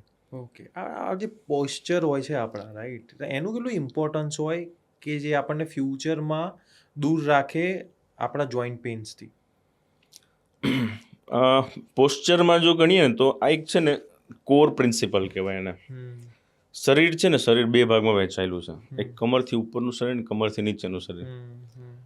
હવે એમાં છે ને આ બેમાં કલ્પ્રિટ બે જ જણા છે, બરાબર. કલ્પ્રિટ એટલે છે માણસો સારા, પણ ગુનો એના પર જ આવે. એક છે આપણી કમર અને એક છે આપણો ઘૂંટણ. એ જો બેલેન્સનું કામ જે છે ને, હવે કેવું છે કે જ્યારે તમારા પેટના સ્નાયુ અને પાછળના કમરના સ્નાયુ અને જે પાછળ હિપમાં જતા હોય એ બે એકબીજાને આમ આ રીતે કામ કરે છે. આ મજબૂત હોય તો આ ઉપર આવી જાય, આ મજબૂત હોય તો એને ઉપર આમ ખેંચી લેશે, આ મજબૂત હોય એને ઉપર. બેલેન્સિંગ જે કહેવાય ને, કોર બેલેન્સિંગ, ઉપરના શરીરનો ધડનું બેલેન્સ અને પગના નીચેનું બેલેન્સ એ મૂકી દે. એ પોસ્ચર તમારો કરેક્ટ હોય, તમારા સ્નાયુ મજબૂત હોય તો તમને આ પ્રોબ્લેમ ન જોવા મળે. હવે થાય કેવું એમાં, જો તમારું પોસ્ચર કરેક્ટ નથી એટલે બેમાંથી એક મસલ જે છે ને એ થોડો આગો પાછો થશે, કાંઈ કમર પર પ્રેશર આપશે કે પછી થાપા કે ઘૂંટણ પર પ્રેશર આપશે. અને એના કારણે તમને કમરના પ્રોબ્લેમ, ગાદી ખસવી, બરાબર છે, સ્નાયુમાં દુખાવો આવવો, એમાં મણકાનું બેસી જવું, બરાબર. અને જો આગળના એન્ટાગોનિસ્ટ મસલ એ કમજોર હોય, થાપાના મસલ એ કમજોર હોય અને ઘૂંટણ પર પ્રેશર આવે તો ઘૂંટણનો ઘસારો આવે. કારણ કે અત્યારના ટાઈમમાં જે ઓફિસમાં રહીને જે લોકો કામ કરતા હોય, બરોબર, એ લોકોને મલ્ટિપલ પ્રોબ્લેમ્સ બધા શરૂ થતા હોય છે એટ ધ એજ ઓફ 30-40. એમાં પણ ખાસ કરીને કમરના દુખાવાનો પ્રોબ્લેમ બહુ એમને કોમન રહેતો હોય, લાંબા ગાળા સુધી એ લોકો બેસી રહેતા હોય. તો એ લોકો માટે કોઈ એવી ટિપ્સ ખરા કે એ લોકો આ પેઇનને અવોઇડ કરી શકે? હમણાં તમે મને જે ઉશિકાવાળી વાત કરી, પાછળ તકિયાવાળી, એકચ્યુઅલી એને અર્ગોનોમિક્સ કહેવાય. ઓકે. ઓલમોસ્ટ ન્યૂ જનરેશન જે આઈટીમાં કામ કરતા હોય, બીજી ભાષામાં અમને આઈટી સિન્ડ્રોમ બી કહેતા હોય ઘણી વખત, કે જે આઈટી સેક્ટર્સમાં કામ કરતા હોય, કે they have continuous job in desktop. એક પોઝિશનમાં જ કામ કરવું હોય, જરૂર પડતી જ હોય છે લોકોને, એટલી ફ્રીડમથી મૂવમેન્ટ ના કરી શકે. એમની જે બેસવાની ચેર છે કે એમની જે વર્કિંગ સ્પેસ છે એમને એટલી સફિશિયન્ટ પ્રોવાઈડ નથી. અર્ગોનોમિક્સ કેવું છે કે તમારા બોડીનો પોસ્ચર એ તમારી સિટિંગ પોઝિશન, તમારી વર્કિંગ પોઝિશનમાં બંને એકબીજાને સેટ થવા જરૂરી છે. એને કહેવાય અર્ગોનોમિક્સ. અર્ગોનોમિક્સ સારું ના હોય, હવે અર્ગોનોમિક્સમાં કેવું છે કે આપણો પોસ્ચર ખરાબ હોય કે આપણે બેસવાની ખુરશી ખરાબ હોય, બંને સરખા હોવું જરૂરી છે. તો તમને કમર પર કે એના પર પ્રેશર ના પડે, ઘૂંટણ પર કે એના પર પ્રેશર ના પડે, ગરદન પર કે એના પર પ્રેશર ના પડે. તમે કન્ટિન્યુઅસ માથું નીચે રાખીને કામ કરો, ઓબ્વિયસલી ગરદન પર પ્રેશર આવે. તમે પાછળ બેકને સપોર્ટ જ નથી રાખતા. કમરમાં 4 વળાંક હોય, 2 આગળના વળાંક હોય, 2 પાછળ. હવે કમરના મણકા સીધા નથી હોતા, રાઈટ, આમ કવ જેવું હોય. હા, ટોટલ 4 કવ હોય, એક આગળનો કવ, આગળના 2 કવ હોય, પાછળના 2 કવ. એટલે આપણી એસ આકારમાં આપણી સ્પાઇન છે. રાઈટ. હવે એને એ જ શેપમાં જ્યારે સેટ થતું હોય ને ત્યારે એને લાગે કે હું રેસ્ટિંગમાં છું. હવે એકદમ ફ્લેટ ચેર પર તમે બેસી ગયા છો તો ઓબ્વિયસલી તમને પેઇન કરવાની, વચ્ચે સ્પેસ રહેશે, તમને પેઇન આપશે. એટલે અર્ગોનોમિક્સ મેચ કરવું જરૂરી છે ને. યુઝ્યુઅલી આઈટીમાં જે કરતા હોય કે ડેસ્કટોપ કામ વધારે કરતા હોય તો એના માટે બેઝિક અર્ગોનોમિક્સ, આઈ થિંક મને યાદ છે કે અમુક ઇન્ડસ્ટ્રીઝ કમ્પલસરી કરી છે કે એ લોકોને ઇન્ડક્શન પ્રોગ્રામમાં અર્ગોનોમિક્સની ટ્રેનિંગ આપવામાં આવે છે. અને ના હોય તો બેઝિક, આપણે અત્યારે તો વોટ્સએપ, ગૂગલ યુનિવર્સિટી ઘણી પોપ્યુલર છે, એમાં બી ખાલી એટલું સર્ચ કરો ને કે ડેસ્કટોપ જોબ અર્ગોનોમિક્સ, તો એમાં મસ્ત પિક્ચર ફોર્મમાં આવે છે કે તમારી બેસવાની પોઝિશન કેવી હોવી જોઈએ, એમાં બતાવે દર 15 મિનિટે તમારી મૂવમેન્ટ, લેગ મૂવમેન્ટ્સ કેવી હોવી જોઈએ, તમારી ગરદનની મૂવમેન્ટ કેવી હોવી જોઈએ, તમારા ડેસ્કટોપની હાઇટ કેટલી હોવી જોઈએ, તમારી ચેરની હાઇટ કેટલી હોવી જોઈએ. હવે તમારી ડેસ્કટોપ નીચું છે અને તમારી ચેર હાઈ છે તો બી પ્રોબ્લેમ છે. તો એ તમારા આઈ લેવલ પર મેચ થવી જરૂરી છે, તો એ તમને ગરદન કે કમર પર પ્રેશર ઓછું આપી શકે. એટલે અર્ગોનોમિક્સ બહુ ઇમ્પોર્ટન્ટ છે એના માટે. નહીં થાય તો young patients, I have seen કે લાઈક બહુ યંગ પેશન્ટ 25-30 વર્ષની ઉંમરમાં ગરદનનો દુખાવો નહીં, ડિસ્ક સાથે આવે છે. ભાઈ ડિસ્ક એ બી થોડું સમજાવો ને થોડું કે ભાઈ શું ફરક હોય મતલબ નોર્મલ ગરદનનો દુખાવો અને ઘણી વાર લોકો કહે ને કે સ્લીપ ડિસ્ક આખું થઈ ગયું. હા, નોર્મલ ગરદન દુખાવો શું છે, એ પ્રોટેક્ટિવ સ્પાઝમ કહેવાય. મસલ ટાઈટ કેમ થાય છે કે એની પોઝિશનમાં નથી. તો હવે કેવું છે, આપણી એવી પોઝિશન છે કે જેના કારણે આપણી ગરદન મગજમાંથી આવતી નસ પર દબાણ આવે તો બોડી એનો રિસ્પોન્સ મિકેનિઝમ બનાવે છે કે ભાઈ રિસ્પોન્સ બોડી એવો આપે છે કે જો આ માણસ આ કન્ટિન્યુઅસ આ પોસ્ચરમાં રહેશે ને તો મારી જે મગજમાંથી નસ આવે છે એના પર પ્રેશર આવશે. એટલે બોડી એના પ્રિવેન્શન એને બચાવવા માટે છે ને તમારા સ્નાયુને ટાઈટ કરે અને સ્નાયુ ટાઈટ થાય એટલે તમને દુખાવો થાય. તો એ જે દુખાવો છે ને એકચ્યુઅલી પ્રિવેન્ટિવ, બોડી એક સારા માટે દુખાવો પેદા કરે છે. એ સારો દુખાવો છે, તમને કહે છે, વોર્ન કરે છે કે તમારી ગાદી પર પ્રેશર આવશે, તમારું પોસ્ચરિંગ ઇમ્પ્રૂવ કરો. અને જે ડિસ્કનો જો દુખાવો છે એ થઈ ગયા પછીનો છે. એ થઈ ગયા પછી એ ડિસ્ક આવે, તમને ડિસ્ક બહાર આવશે. દરેક મણકા વચ્ચે બે ગાદી હોય. ગાદી જ્યારે બહાર ખસકી જાય તો દરેક મણકા વચ્ચેથી બે નસ, એક રાઈટ સાઈડ એક લેફ્ટ સાઈડ પર એક નર્વ્સ કહેવાય, જવાની હોય. એમાં કોઈ બી સાઈડ, રાઈટ સાઈડ જાય તો રાઈટ સાઈડ પેઇન જનરેટ થાય, લેફ્ટ સાઈડ લેફ્ટ, ઘણી વખત સેન્ટર જાય તો બંને બાજુ એક સાથે આવી શકે. તો ડિસ્ક એકવાર બહાર આવી ગઈ તો એ નસ પર પરમેનન્ટલી પ્રેશર આપશે અને એ પ્રેશર પછી કોઈ સામાન્ય દુખાવાની ગોળી કે તમારો અર્ગોનોમિક્સ ચેન્જ કરવાથી ઇમ્પ્રૂવ ના થાય. એના માટે પછી લોંગ ટર્મ મેડિકેશન થેરાપી, ઘણી વખત રૂટ બ્લોક થેરાપીસ અને બહુ રેર કેસીસમાં લાસ્ટ રિસોર્ટ તરીકે સર્જરી બી આવી શકતી હોય છે. એટલે બે ડિફરન્સ છે, એક સારો દુખાવો છે, બચાવ તમને વોર્ન કરે છે, અને એક આ થઈ ગયા પછીનો છે. તમે વોટ્સઅપ યુનિવર્સિટીની વાત કરી, બરોબર, ગૂગલની વાત કરી, તો એ અત્યારના ટાઈમમાં તમારા માટે આ પ્રોફેશન માટે, અને અત્યારે તો એઆઈ પણ આવી ગયું, chat GPT and all, right, તો કેવું અડચણરૂપ બને છે કે હેલ્પફુલ બને? પેશન્ટ્સ પહેલેથી જ મતલબ બધું સર્ચ કરીને આવેલા હોય, પહેલાં અખતરા બી એમને કરી ચૂકેલા હોય છે. ઘણી વખત કહેવાય નાની મોટી વસ્તુ, એક બહુ કંઈક જૂની કહાવત મને યાદ નથી આવતી, શેઠને ક્યાંક નાનું ફોડકી થઈ, ખંજોળીને ગુમડું કર્યું, એના જેવું છે. કે કેવું છે, નાની પ્રોબ્લેમ હોય, હવે એમાં શું છે કે ઓબ્વિયસ છે ના, જે ડેટા આવે છે સાચો જ છે, બટ એનું ઇન્ટરપ્રિટેશન કરવું, એને એકચ્યુઅલી શું કહેવા માંગે છે એને સમજવું, એ એક મેડિકલ ટર્મિનોલોજી છે. અને બધા કંઈ મેડિકલ ટર્મિનોલોજીથી એટલા અવેર ના હોય. ઇટ્સ નોટ કમ્પલસરી કે બધાને, મેં તમને કીધું કે મેડિકલ સાયન્સ એ ગ્રીકમાંથી આવેલું છે, ઇટ્સ નોટ પ્યોર ઇંગ્લિશ, બરાબર ને. ગ્રીક લેંગ્વેજ કદાચ બોલતા તો મને નહીં આવડતી હોય, પણ આજે ભણ્યા છીએ તો મને ખબર પડે છે ગ્રીકમાં વર્ડનું પ્રેઝન્ટેશન શું છે, બરાબર છે. ઇંગ્લિશમાં હૃદય એટલે હાર્ટ થાય છે, બટ એને કેમ કાર્ડિયો કહેવામાં આવે છે? It's cardio, it's Greek word, એટલે ડિફરન્સ છે. તો ઘણી વખત ઇન્ટરપ્રિટેશન ખોટું થઈ જાય અને પછી એ ટ્રેક પર જ્યારે જવા લાગે, સેલ્ફ થેરાપીસ ગણો કે પછી કોઈ બી લોકલ ઇક્વિપમેન્ટ્સ છે કે કોઈ ટ્રીટમેન્ટ છે કે કોઈ મલમ મસાજ આ તે કરી અને પછી કોમ્પ્લિકેટેડ ફેઝમાં પ્રેઝન્ટ થતા હોય છે. હું એના અગેન્સ્ટમાં નથી, પણ કેવું છે, એ જે કોમ્પ્લિકેશનમાં જ્યારે પ્રેઝન્ટ થાય છે ને, તો એ કોમ્પ્લિકેશનને મેનેજ કરવા માટે અમારા હાથ બંધાયેલા હોય છે.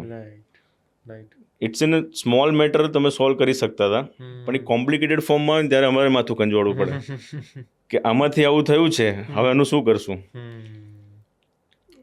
ઇટ્સ મેરલી કન્સલ્ટેશન, કાંઈ છે ને એવડું મોટું, કંઈ ડૉક્ટર તમને ખાઈતું નથી જવાના. અને સારવાર લેવી દર્દીનો પોતાનો અધિકાર છે, કોઈ જબરજસ્તી તમને બે પકડીને સુવડાવી નથી દેવાનું. So better take opinion at least. Right. તો તમે કોઈ મોટા ખાડામાં પડ્યા પહેલાં બચી શકો. અત્યારે તમે એ બી ઓબ્ઝર્વ કરો, ઘણા બધા લોકોને આમ ટચુકા ફોડવાની આદત હોય છે, બરોબર, તો એ આદત આપણા હાડકાના જોઈન્ટ્સને કેટલું અસર કરે? સારી કહેવાય, ખરાબ કહેવાય? એકચ્યુઅલી ટિક્સ કહેવાય એને. એ પહેલો તો અવાજ કેમ આવતો હોય છે એનું બી લોજિક તમે સમજાય. દરેક જોઈન્ટ છે ને, એમાં દરેક જોઈન્ટનું મૂવમેન્ટ છે ને, એક ફ્રિક્શન, કાર્ટિલેજ હોય, લીસી સપાટી હોય. આ લીસી સપાટીને આ તમે કહેવાય ને, કોઈ બી આપણે મિકેનિઝમ, કોઈ બી વસ્તુ જે ફોલ્ડ થતી હોય, લાંબી ટૂંકી થતી હોય, એમાં એક ગ્રીસિંગ મટીરિયલ જોઈએ, એને થોડી ઇઝીલી ગ્લાઇડ કરીએ, સ્મૂથલી એને આગળ પાછળ થવા દે, તો સાઇનોવિયલ ફ્લુઇડ કહેવાય, જે બહુ સાંધો પોતે જ બનાવતો હોય અંદર. તો એમાં કેવું થાય, ઘણી વખત જ્યારે સિક્રિશન થાય, ફ્લુઇડ બનતું હોય, ત્યારે સરાઉન્ડિંગ એરિયામાંથી જરાક ગેસ બબલ એમાં લીક થાય જ્યારે જોઈન્ટની અંદર. હવે ગેસ બબલ એકવાર જોઈન્ટમાં આવી ગયો, બરાબર છે, અને પછી તમે આંગળીને જોરથી દબાવો તો ગેસ બબલ પ્રેશરથી બહાર આવે, અને જે સાઉન્ડ છે ને એ ગેસ બબલ બહાર નીકળે એનો ક્લિક સાઉન્ડ છે, કે ગેસ બહાર આવ્યો, એનો જોઈન્ટમાંથી ગેસ બહાર આવ્યો. ઓકે. તો ઇટ્સ અ નોર્મલ ફિનોમિના. ઘણાને આદત હોય, બટ સેક ઓફ સેફટી, કે જો ઘણાનું કેવું છે કે ઘણા તમે જોયા છે, હું છે ને મારી છેલ્લી આંગળી અહીં આગળ સુધી અડાડી દઉં, એ લેક્સિટી છે, જોઈન્ટ લેક્સિટી. રાઈટ. અને જો જોઈન્ટ લેક્સિટી હોય તમને, અને તમે આ પોપિંગ કે જો કહો છો કે આંગળી ફોડવાની કે એવી એને આદતો પાડતા જાઓ, તો પછી તમારા લેગામેન્ટ્સ હજી લેક્સ થાય અને સાંધો ખરાબ થઈ શકે. તો જેને લેક્સ લેગામેન્ટ્સ હોય, જે ઢીલા સ્નાયુ હોય, એ લોકોએ ન કરવું જોઈએ. બાકી અધરવાઇઝ ઇટ્સ નોટ, એ કોઈ રોગ નથી, ઓકે. એ નોર્મલ ફિનોમિના છે. મતલબ એવી કોઈ મેજર સાઇડ ઇફેક્ટ નહીં. ઓકે. જ્યારે કોઈ યંગ પેશન્ટને જોઈન્ટ નીનો પ્રોબ્લેમ શરૂ થાય, બરોબર, તો શું યંગ પેશન્ટને ઘૂંટણ બદલ્યા સિવાય બીજો કોઈ ઓપ્શન છે ખરા? હમણાં જે મેં રિસન્ટલી જે મેં વાત કરી, હમણાં એક કોન્ફરન્સ મેં તમને વાત કરી લાસ્ટ મંથની, ઇન્ડિયન આર્થ્રોસ્કોપી જે એસોસિએશન છે, એમાં એક નવી બ્રાન્ચ એડ કરી છે, ની પ્રિઝર્વેશન. ઓકે. તો રિપ્લેસમેન્ટ ઇઝ એન બહુ સારી સર્જરી છે, પ્રોડક્ટિવ સર્જરી છે, અને એક્સિલન્ટ સર્જરી છે. કે કોઈ બી સર્જરીના કદાચ આપણે એટલા બધા લાખ પ્રકારની સર્જરીમાં જો આઉટકમ એનું રિઝલ્ટ માનીએ ને, સારામાં સારું આવતું હોય ને તો જોઈન્ટ રિપ્લેસમેન્ટ છે. કે પેશન્ટને એના 95% જેટલા પ્રોબ્લેમ્સથી એને નેક્સ્ટ ડેથી ઇમ્પ્રૂવ કરી દે. એટલે જોઈન્ટ રિપ્લેસમેન્ટ સારી જ છે, બટ નેચરલ જે છે, કુદરતે જે આપ્યું છે, એ કુદરતે આપ્યું છે. કરેક્ટ. દેટ કાર્ટિલેજ છે કહેવાય. હા, કોઈ બી સાંધો હોય ને, તો સાંધાની આ માનો કે ઘૂંટણ છે અને ઉપરનો હાડકો નીચેનો હાડકો, તો એની અંદર કાર્ટિલેજ હોય. એ કાર્ટિલેજ છે ને, એ ગ્લાઇડિંગ સરફેસ છે. જેમ ઘરમાં તમે પ્લાસ્ટર કરાયું પછી તમારે ચાલવું હોય સ્મૂથલી, તો તમે પર ટાઇલ્સ લગાવો. એવી રીતે હાડકું જે છે નીચેની બાંધકું છે, બંધારણ છે, પણ એની ઉપર જે લીસી સરફેસ છે એને કાર્ટિલેજ કહેવાય. અને કાર્ટિલેજ વસ્તુ એવી છે ને, ભગવાન એક જ વાર આપે. શું વાત છે? એ કાર્ટિલેજ એક વખત ડેમેજ થઈ ગઈ, એ જનરેટ ના થાય. હા, થાય ક્યારેક. એના રિસન્ટ અત્યારે મેં તમને ની પ્રિઝર્વેશન માટે બી એફર્ટ્સ ચાલુ છે, બરાબર છે. સારા સર્જન્સ છે, એલાઇટ ઇન્સ્ટિટ્યૂટ્સ છે, એના પર કામ કરે છે. તો ની પ્રિઝર્વ ઇનિશિયલ ફેઝિસમાં ગણીએ તો અમુક સર્જરીસ બી છે, અમુક પ્લેટરી રિચ પ્લાઝમા કહેવાય, એડિપોસ ટિશ્યુઝ કહેવાય, કે જે સ્ટેમ સેલ છે, કે જે પોતાનું ફોર્મ ચેન્જ કરી શકે. તો હવે કાર્ટિલેજ ત્યાં લોસ થયો છે, બટ એ એવડો મોટો ના હોય, માઇનર હોય. કહેવાય કે ડિફેક્ટની સાઇઝ કરો 1 સેન્ટીમીટર, મેક્સિમમ 2 સેન્ટીમીટરની એટલી નાની ડિફેક્ટ છે, તો એટલી સ્ટેમ સેલની કેપેસિટી છે કે એટલું રીજનરેટ કરી શકે. તો યંગ પેશન્ટ્સમાં કદાચ એવું હોય તો એ રીતે સરખું કરી શકાય. અને અમુક નાની સર્જરી છે, એને ઓટ્સ કહેવાય છે, ઓટોલોગસ કાર્ટિલેજ ટ્રાન્સફર સર્જરી કહેવાય.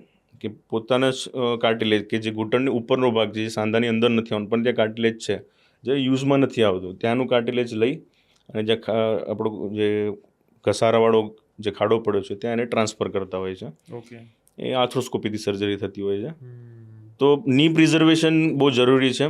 એટલે યંગ પેશન્ટમાં જ્યારે ઘસારો બેસવા લાગે, ત્યારે પ્રાઇમરી ફેઝમાં આ કહેવાય છે કે ડે કેર પ્રોસિજર્સ, PRP, પછી એડિપોસ ટિશ્યુ જે કહે છે, સ્ટેમ સેલ છે, એના ઇન્જેક્શન થેરાપીસ છે. અમુક તમારી ફૂટવેર ગણો કે પછી એના બ્રેસીસ આવતા હોય છે, કે લિગામેન્ટ પર લોડિંગ ઓછું કરે જોઈન્ટ પર, એ આપણે ટ્રાય કરી શકતા હોય છે. એના પછી જો થોડુંક એડવાન્સ જાય તો કરેક્ટિવ ઓસ્ટોટોમિસ કહેવાય છે એને, બરાબર છે. આના માટે તમને એક સમજાવું બહુ બેઝિકથી સમજવું હોય તો, કે સ્ટ્રક્ચર છે ને શરીરનું, બહુ કુદરતે આમ કહેવાય ને માળખું બહુ કોમ્પ્લિકેટેડ બનાવ્યું છે, પણ એને સમજવાની કોશિશ કરો ને તો બહુ ઇઝી છે, બરાબર છે. તમને ઉપર અહીંયા એક હાડકું છે, ઓકે, અહીંયા બી એક છે, અહીંયા 2 હાડકા છે, અહીંયા બી 2 છે પગમાં, અહીંયા આગળ 7 હાડકા છે, પગમાં બી 7 છે, બરાબર છે. અહીંયા ગણીએ ને તો 5 હાડકા, ત્યાં બી 5 છે, આમાં 2 છે, તો આમાં ઓલામાં બી 2 છે પગમાં. સ્ટ્રક્ચર ઉપર નીચેનું બહુ ઇઝી બનાવ્યું છે. બટ પગમાં એક વસ્તુ છે, પગમાં કેવું છે કે કલ્પ્રિટ ની જોઈન્ટ છે, ઘસારો ઘૂંટણ, કે ઉપર બોલ એન્ડ સોકેટ આપ્યો છે, આ થાપાનો સાંધો, એન્કલ છે બી બોલ એન્ડ સોકેટ છે. તો એક બોલ એન્ડ સોકેટનો એક બ્રિજ, એક એક એક આમ પુલ છે, એ પુલની વચ્ચે એક બ્રિજ છે ને, એ તમારો ઘૂંટણ છે. ઓકે. હવે કોઈ બી મારે ફોર્સને ટ્રાન્સફર કરવો છે, હું ચાલું દોડું ગમે તે કરું, તો અહીંયાથી થાપામાંથી જે ફોર્સ પગમાં જવાનો છે, તો એનો લોડ જે છે એ ઘૂંટણ પરથી નીકળવાનો છે. કરેક્ટ. અને નેચરલી કુદરતે આપણને જેનું લોડિંગ છે ને, સેન્ટરથી થોડુંક અંદરની બાજુ, ઘૂંટણના વચ્ચેના ભાગથી થોડુંક અંદર આપ્યું છે. એને ફિઝિયોલોજીકલ વેરસ કહેવાય, જે દરેકને હોય. તમારો પગ સીધો ના હોય કોઈ દિવસ, તમારો ઘૂંટણ 5 ડિગ્રી બેન્ડ જ હોય, રાઈટ. દરેક માણસનો, રાઈટ. અને થોડોક અંદર ફરેલો હોય. ઘણા એમ કહે સાહેબ મારા પગ વાંકા થાય, ના, પગ વાંકા જ હોય બધાના, 5 ડિગ્રી બધાનો હોય. પણ જો લોડિંગ વધવા લાગે, તમે કીધું યંગ પેશન્ટ્સમાં થાય, આદતોના કારણે હોય કે તમારી ઓક્યુપેશન, તમારું કામકાજ એવું છે, તો એના કારણે જો ઘૂંટણ પર લોડિંગ હજી અંદર આવવા લાગે, તો અંદરના ભાગ પર ઘસારો સ્ટાર્ટ થાય, અને આર્થરાઇટિસ યંગ એજમાં સ્ટાર્ટ થવા લાગે. તો એને કરેક્ટ કરવા માટે મેં તમને કીધું કે સ્ટેમ સેલ, પછી એના પછી આવે છે કરેક્ટિવ ઓસ્ટોટોમી. એમાં અમે સાંધાને પ્રિઝર્વ કરીએ, ઘૂંટણને કુદરતે આપેલું જે લીસી સપાટી એને ટચ નથી કરતા, એની નીચેથી, આ એન્જિનિયરિંગ છે. મેં તમે કીધું કે વચ્ચે આ બચારો ફસાયો છે, એને કરેક્ટ કેવી રીતે કરીએ છીએ, તો કે નીચેથી હાડકાનો ટુકડો કાઢી પગને અમે સીધો કરીએ છીએ, કે જે 5 ડિગ્રી કુદરતે આપેલું છે ત્યાં સુધી એને સીધો કરીએ છીએ. એને હાઈ ટીબિયલ ઓસ્ટોટોમી કહેવાય. અને બીજું આર્થ્રોસ્કોપી કરતા હોય, ડાયગ્નોસ્ટિક, જેમાં કદાચ ગાદીમાં તિરાડ કે એવું કાંઈ હોય, તો આપણે એની ટ્રીટમેન્ટ કરીએ, તો પેઇન બી જાય છે અને કુદરતી સાંધો બચી શકે છે. Okay. So Harmesh young patients, I think 55 વર્ષ, મને નથી લાગતું કે મેં લગભગ 55ની નીચેનું કોઈનું રિપ્લેસમેન્ટ કર્યું હોય. ઓકે. સો 55 સુધી તમારો જોઈન્ટ કુદરતે આપેલું રાખી જ શકાય છે. આઈ થિંક હું જ્યારે ભણતો ત્યારે એકાદ પ્રાઇમ અમારા સર હતા, પ્રોફેસર, એમની એજ હતી એ વખતે 60 અરાઉન્ડ હતી, તો એમને એ વખતે એમને રિપ્લેસમેન્ટનો ફેઝ હતો, કે એમને એનું ઘૂંટણ એટલું ઘસાઈ ગયું હતું, બટ સરે રિપ્લેસમેન્ટ નહોતું કરાયું. એમણે પ્રિઝર્વેશનમાં ગયા, એમણે હાઈ ટીબિયલ ઓસ્ટોટોમી કરાવી, and after 1 month you walking like young man. So પ્રિઝર્વેશનનો ઘણો બધો રોલ છે. બહુ ડિટેલમાં જઈએ તો ઘણું બધું છે. અત્યારે કાર્ટિલેજ ટ્રાન્સફર છે, મેનિસ્કસ ટ્રાન્સફર છે, બહુ અત્યારે કહેવાય ને બોન બ્લોક્સ છે, ઘણી બધી એડવાન્સ ટ્રીટમેન્ટ પર કામ થઈ રહ્યું છે. સો ઘૂંટણને બચાવી શકાય છે, બટ કમ્પ્લીટલી ડેમેજ છે, બહુ સિવિયરલી ડેમેજ છે, તો પછી રિપ્લેસમેન્ટ ઓપ્શન આવે છે. આજે સ્પોર્ટ્સમેન જે બી હોય છે, રાઈટ, યા તો નોર્મલ પર્સન જ્યારે કોઈ સ્પોર્ટ્સ રમતા હોય અને એમને લિગામેન્ટ ઇન્જરી, એસીએલ ઇન્જરી થતી હોય, તો એ સિનારીઓમાં સર્જરી જ એક ઓપ્શન છે કે એના સિવાય પણ બીજા કોઈ રિકવરી માટેનો ઓપ્શન છે? એકચ્યુઅલી જો આમાં શું છે કે યુઝ્યુઅલી જે તમે સાંભળતો હશો આજકાલમાં, એસીએલ તૂટી ગયો સાહેબ, આ લગભગ યંગ પેશન્ટ છે, ગણો કે કોઈ બી, બધાને આવડતું જ હોય, સાહેબ એસીએલ તૂટી ગયો, કરેક્ટ, બરાબર, સાહેબ મારો કફ તૂટી ગયો ખભાનો. કફ એવું છે કે ડિમાન્ડિંગ હોય, બહુ પેઇનફુલ હોય ત્યારે એની સર્જરી એડવાઇસ કરતા હોય. તૂટેલી વસ્તુ તૂટેલી જ છે, એ કોઈ દિવસ એની જાતે જોડાવાની નથી. અને આ લિગામેન્ટ્સ છે ને, ત્યારે રબરી સ્ટ્રક્ચર, એ જ્યારે હાડકા સાથે જોડાયેલા છે ત્યાં સુધી જેવા તૂટશે ને, રબરની જેમ કોન્ટ્રાક્ટ પાછા થઈ જશે. તમે રબરને આમ તાણવાનું, વચ્ચેથી કાતરે તોડવાનું, રબર ટૂંકું થઈ જાય. Same like ligaments are rubbery structure. એના હાડકા પર ચોટલે ત્યાં સુધી રબર જેમ છે, જેવા તૂટશે ને એમ ટૂંકા થઈ જશે. હવે જે મૂળ જગ્યા પર પાછું આવી જ નથી શકવાનું, એની જાતે ક્યારેય નથી રિપેર થવાનું. રાઈટ. અને ઘૂંટણની વાત કરીએ તો એ છે ને એક હાઈ ગ્રેડ ઇન્જરીઝના કારણે થાય, કે જે ટ્વિસ્ટિંગ ઇન્જરી બહુ કોમન છે અને યુઝ્યુઅલી સ્પોર્ટ્સ પર્સનમાં જોવા મળતી. બટ નાવ ડેઝ અત્યારે કેવું છે કે ઘણા યંગ માણસો છે, એના ઓક્યુપેશન કામકાજમાં ક્યાંક ઈજા થઈ જાય, કાં પછી ઘણા કેવું હોય છે કોઈ દિવસ કાંઈ કર્યું નથી ને હારો આજે ક્રિકેટ રમીને કેચ પકડવા ગયા ને પગ સાહેબ ફરી ગયો. કરેક્ટ. એટલે ન વોર્મઅપ હોય, તમારા જોઈન્ટને એની ટ્રેનિંગ નથી, તમારા મસલને ટ્રેનિંગ નથી, ને તમે કોઈ અચાનકથી સ્ટ્રેનસ એક્ટિવિટીમાં જાઓ છો, એના માટે પ્રિપેર્ડ જ નથી, કોઈ દિવસ જોયું જ નથી એના લિગામેન્ટ એવું કે ભાઈ આવું બી સ્ટ્રેચિંગ થાય. અને એ કદાચ કરવા જાય ને પછી એમ કે હા સાહેબ ક્રિકેટ રમવા ગયો હતો કે આ રમવા ગયો હતો ને પડી ગયો ને પછી આ રીતે તકલીફ થઈ. તો એસીએલ ગણીએ તો દેટ આર ટીયર છે, તૂટેલું છે, તો એને સર્જરીથી જ રિપેર થઈ શકે, બરાબર છે. એમાં અલગ અલગ ટાઈપ ઓફ સર્જરીઝ થતી હોય, રિકન્સ્ટ્રક્શન છે, રિપેર બી છે, એમાં બી ઓલ ઇનસાઇડ ટેકનિક છે, ઇનસાઇડ આઉટ ટેકનિક છે. એ પેશન્ટની ડિમાન્ડ અને એના ઓક્યુપેશન પર ડિપેન્ડ કરે છે.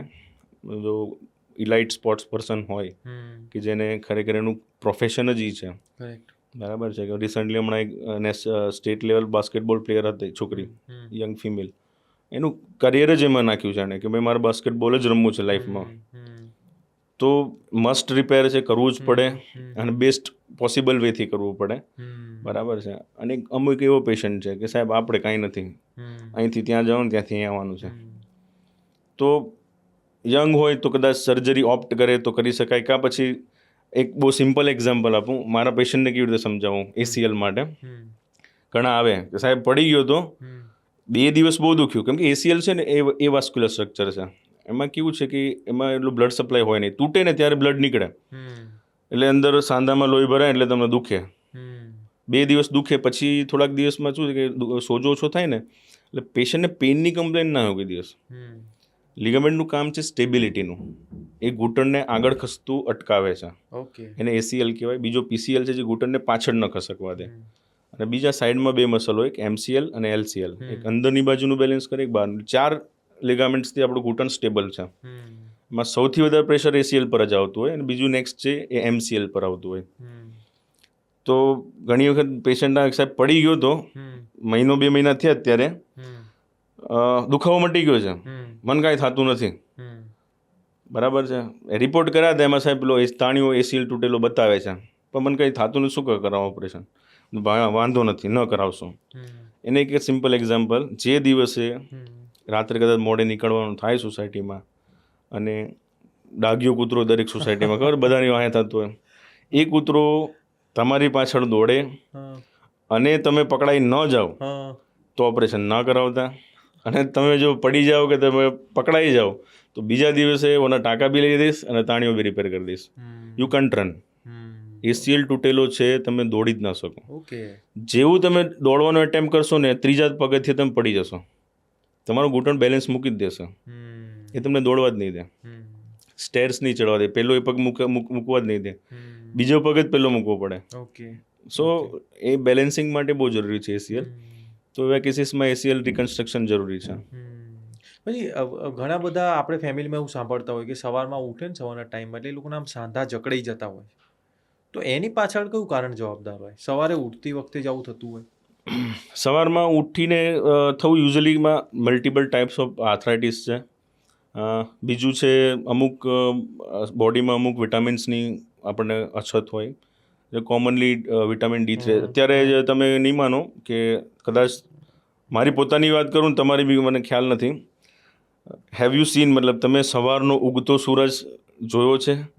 અને જોયો હોય, કદાચ જોયો હોય તો એ સૂરજના કિરણોમાં 10 મિનિટ બેઠા છો, જે એકદમ કૂણો હોય, તડકો ના લાગે તમને, મજા આવે એમ.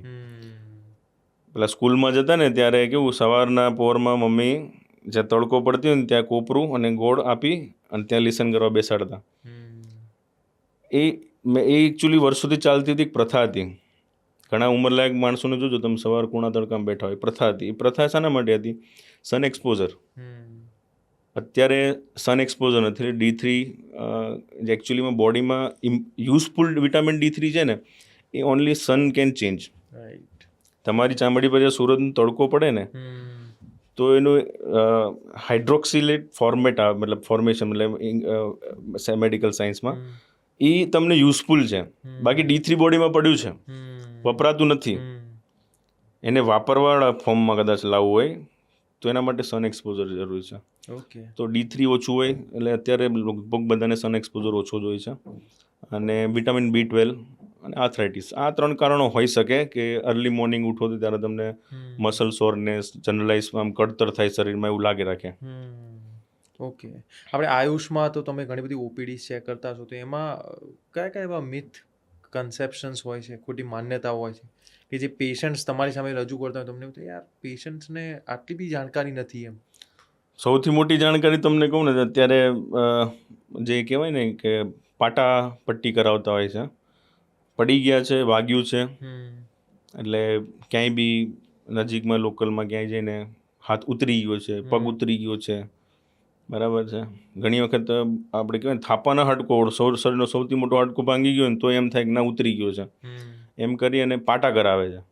હવે એમાં એટલા બધા પ્રકારના લેપ લાગે, એટલા બધા પ્રકારના પાટા થાય, અને જો બોન છે ને બોન બહુ સ્માર્ટ અને ઇઝી માણસ છે એમ. બોનને એવું છે કે મને મારી બાયોલોજી એટલે કે મને મારા સ્ટ્રક્ચરમાં રહેવા દો, હું પાછું નવું બની જઈશ. બરાબર. બોન હાડકું કોઈ દિવસ છે ને જોડાવા ના પાડે જ નહીં તમને. એટલે આ બધી વસ્તુઓ જે છે ને પાટાપટ્ટીને એના કારણે 2 મહિના પછી એવા પ્રેઝન્ટેશન અમારી પાસે આવતા હોય, સાહેબ અમે ગયા હતા, પાટો કરાયો, મહિનો થઈ ગયો, હવે સાજું નથી થતું, તમે કરી દો. હવે પછી એ સિચ્યુએશન એવી હોય ને કે અમને બી થાય કે હવે એમને કેમનું સાજું કરવું. તો આ કોમન એક છે કે સિમ્પલ એક અત્યારે તો કેવું છે, બધાને એક્સરે વાંચતા આવડે. તમે રસ્તા પર જતા ને આમાં જો તો ફ્રેક્ચર દેખાય, હા જો અહીંથી તૂટી ગયો છે. એના માટે ડૉક્ટરની લગભગ જરૂર ના પડે. બધાને એક્સરે આજકાલમાં તમે જો હાલતા ચાલતા બધા એક્સરે પાછા એમ કે એક્સરે અહીંયાથી આ ભાંગી ગયું છે, આ તૂટી ગયું છે, હવે ઓપરેશન પછી બી સાહેબ આમાં જે જગ્યા રહી ગઈ છે, જેમ કે ના હોય કે કાલે જોડાઈ જવાનું એમ. એટલે એ વસ્તુ છે. બીજું એક છે, અમુક છૂંદણા કરાવે છે જોઈન્ટ પેઇનમાં. પછી હીલમાં ટેન્ડોકિલિસ લિગામેન્ટ કહેવાય, ડાયાબિટીક પેશન્ટ્સમાં કોમનલી તૂટી જતો હોય, એના પર છૂંદણા કરાવે, સોયું અંદર મરાવડાવે, ડામ દેવડાવે. તો એવામાં કેવું છૂંદણા કરે તો ઘણી વખત એ છૂંદણાના કારણે કે ડામના કારણે નોર્મલ લિગામેન્ટ તૂટી જતા હોય છે.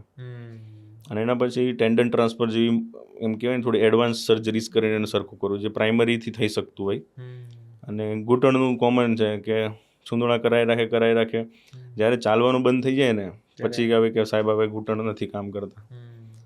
તો ઓલમોસ્ટ આ 2 વસ્તુ બહુ કોમનલી જોઈ છે કે બધા ફોલો કરતા હોય છે. અને બીજું તો સેલ્ફ મેડિકેશન, જે તમને હમણાં કીધું, એ કાઉન્ટર પર અવેલેબલ મેડિસિન્સ. સાહેબ 2 મહિના કેલ્શિયમની ગોળી ખાધી, હજી મટતું નથી. પણ દરેકમાં કેલ્શિયમની એવું ને કે કેલ્શિયમ ખાશો તો સારું થઈ જશે. તો સેલ્ફ મેડિકેશન બી અમે ઘણી વાર ઓબ્ઝર્વ કર્યું છે કે ઘણી વાર ફેમિલીમાં જ અને કોકને ગોળી દીધી હોય ને ત્યાંથી એને સારું થઈ ગયું તો એ પોતે ચાલુ કરી દે. 20 દિવસ પહેલાં સાહેબ ઓલા ભાઈની ચાલુ કરી, એને મટી ગયું હતું પણ મને નથી મટતું. તો આ કોમન છે કે મિથ જોવા મળતા હોય છે આવા. ઓકે. અપકમિંગ એવા જોઈન્ટ રિપ્લેસમેન્ટ સર્જન્સ કે જે હવે જોઈન થવાના છે તમારી કોમ્યુનિટીમાં, એમને તમે શું કહેશો કે કેવી રીતના એ રિલેવન્ટ રહે over a period of time? Joint રિપ્લેસમેન્ટની વાત કરું ને તો મારી જનરેશન છે ને અત્યારે કેવું છે, આઈ ડોન્ટ નો કે 20 વર્ષ પછી શું હશે, બટ કરંટ સિનેરિયોને જોઉં છું ને તો અત્યારે કેવું છે કે જોઈન્ટ રિપ્લેસમેન્ટમાં મિકેનિક્સ એક વસ્તુ અલગ છે. સિમ્પલી ભાષામાં તમને કહું કે એક માણસ છે મિકેનિક જે ગાડીને રિપેર કરે છે, અને બીજું છે કાઇનેમેટિક્સ કહેવાય. કાઇનેમેટિક્સ એટલે એવું છે કે એક ઓટોમેટેડ મશીન છે જે ગાડીને રિપેર કરે છે. તો મારી જે અત્યારે ફેસ છે ને અત્યારે બે વચ્ચે છે. હું રોબોટિક્સ બી કરું છું, બરાબર છે, અને હું મેન્યુઅલ બી કરું. મેન્યુઅલ એટલે હું સર્જરી ના ઓલા રોબોટિક્સમાં કરવાની મારે જ હોય, અને રોબોટ્સ શું છે એના કટ્સને ગાઈડ કરી આપે કે તમને પ્રિસિઝન કે આટલો કટ લેવાનો, આટલું અહીંયા આગળ ડિફેક્ટ છે, તમારે આ કરવાનું. તો કેવું છે કે બેની વચ્ચે છે અમે, મિકેનિક્સ અને કાઇનેટિક્સની વચ્ચે. એટલે અમે છે ને થોડુંક મર્જ કરી નાખ્યું બંનેને કે બે ફોલો કરીએ અમે. કેવું થાય છે કે એક માણસ છે કે જે 2 વર્ષથી ઘૂંટણની પીડાથી પીડાય છે. હવે એને અંદર ઘૂંટણ સમૂરો વળી ગયો છે, ઓલમોસ્ટ 2 સેન્ટીમીટર જેટલો હાડકાનો લોસ છે, બરાબર છે. એનો MCL લિગામેન્ટ હોય, એકદમ નાનો ટૂંકો થઈ ગયો છે. હવે મિકેનિક્સમાં હું કરવા જાઉં ને તો મિકેનિક્સ પ્રમાણે જોવા જાઉં ને તો ઓપરેશન કરું ને હું, તો એ લિગામેન્ટને નેચરલી મતલબ કાઇનેમેટિક્સ કે જે હોય ને કે એકચ્યુઅલી ઘૂંટણનો આટલો જ અલાઇનમેન્ટ હોવું જોઈએ, આટલું જ હોવું જોઈએ, બુક આમ કે છે આવું હોવું જોઈએ, તો એ પ્રમાણે કરેક્ટ કરવા જાઉં ને તો MCL એકદમ ટાઈટ થઈ જાય, ઘણા કેસમાં તૂટી બી જાય. MCL તૂટી, મેં તમને આગળ વાત કરી લિગામેન્ટની કે એ બહુ 4 લિગામેન્ટ ઇમ્પોર્ટન્ટ છે, એના વગર જોઈન્ટ તમારું સ્ટેબલ જ ના રહે. તો એને જો નેચરલ રિપેર કરવા જાઉં ને તો તૂટી જાય. તો હવે એમાં શું થોડુંક મિકેનિક્સ મારે એ વાપરવું પડે કે ના હું એને કમ્પ્લીટ કરેક્ટ નહીં કરું, જ્યાં સુધી લિગામેન્ટ એની સ્ટ્રેન્થમાં ખેંચાઈ શકે એટલું જ રાખીશ, ભલે થોડો પગ વાંકો દેખાશે, but at least patient pain free થશે. એટલે કાઇનેમેટિક્સ મેં થોડું ઇમ્પ્રૂવ કર્યું કે ભાઈ 20 ડિગ્રી ઘૂંટણ સીધો નહોતો થતો, એને મેં 15 ડિગ્રી કરેક્ટ કર્યો, 5 ડિગ્રી જવા દીધો, અને અંદર વળી ગયો તો કંઈક 20-25 ડિગ્રી જેવો, એને મેં 5 ડિગ્રી કુદરતી હોય એ મૂકી અને 10 ડિગ્રી પર 5 ડિગ્રી હજી વધારે વાંધો નથી. એટલે મિકેનિક્સ એટલે હું પ્રેઝન્ટ છું ત્યારે મેં ખુદ ફીલ કર્યું કે મારો જોઈન્ટ પર કેટલો લોડ છે, મારો જોઈન્ટ શું ફીલ કર્યો, એટલે પેશન્ટનો જોઈન્ટ શું ફીલ કરે છે એમ. લાઈવ જ્યારે સર્જરી હોય એ મિકેનિક્સ છે, અને બીજું કાઇનેમેટિક્સ કે ભાઈ મેં કર્યા કરેક્શન, પણ કમ્પ્લીટ જે બુકમાં કે પછી મારું રોબોટ છે કે પછી અત્યારે એઆઈ કહો કે પછી ઓગમેન્ટેડ રિયાલિટી કહો, એટલા કરેક્ટ નથી કર્યા મેં. સો બેનું મર્જ કરવું મને એવું લાગે છે અત્યારે હિતાવહ છે, કેમ કે જે માણસ 2 વર્ષથી એનો લિગામેન્ટ MCL ટૂંકો લઈને ચાલે છે, અને બીજા જ દિવસે તમે એટલું પ્રેશરમાં નાખી દેશો જેના માટે પ્રિપેર્ડ જ નથી, પેશન્ટ વિલ હેવ અનબિરેબલ પેન. તમારો જોઈન્ટ ચકાચક સાહેબ, એક્સરે તો જો આમ મસ્ત દેખાય છે, બટ સોફ્ટ ટિશ્યુ તમારું જે કહેવાય એનું હેન્ડલિંગ બહુ જરૂરી છે. સો આઈ સજેસ્ટ કે like just don't treat the x-rays. ફોટામાં સારું લાગવું જરૂર નથી કે ને કે એક્સરેમાં પહેલાં આવું હતું, બિફોર અને આફ્ટર આવું સાંધો હતો, આવો કરી નાખ્યું. બટ એકચ્યુઅલ મિકેનિક્સ જ્યારે તમે કરો સર્જરી ત્યારે જુઓ કે તમારા બેલેન્સિંગ કેવા છે, તો આ ઇમ્પોર્ટન્ટ છે રિપ્લેસમેન્ટ માટે.